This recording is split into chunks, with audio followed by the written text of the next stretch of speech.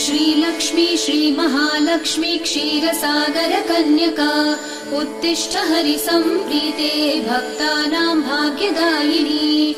श्रीलक्ष्मी श्रीमहालक्ष्मी क्षीरसागर कन्यका उत्तिष्ठ हरिसम्प्रीते भक्तानां भाग्यदायिनी।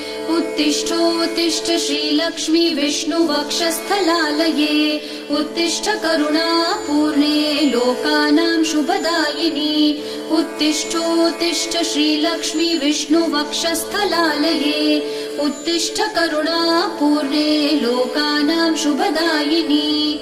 श्रीपद्ममध्यवसिते वरपद्मनेत्रे श्रीपद्महस्तचिरपूजित पद्मपादे श्रीपद्मजात जननी शुभपद्मवक्त्रे श्रीलक्ष्मी भक्तवरदे तव सुप्रभातम्।